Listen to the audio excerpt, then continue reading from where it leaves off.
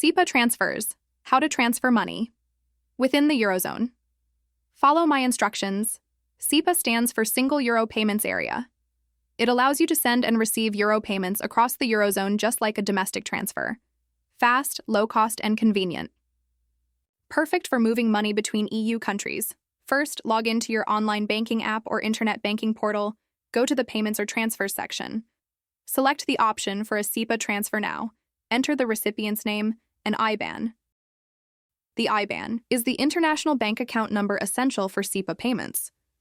Some banks may also ask for the recipient's BIC or SWIFT code next. Type the amount you want to send in euros. You can also add a payment reference so the recipient knows what the transfer is for. Always double-check the IBAN and amount before continuing. Choose whether you want a standard SEPA transfer or SEPA Instant. Standard usually takes 1 business day. SEPA Instant delivers the money within seconds.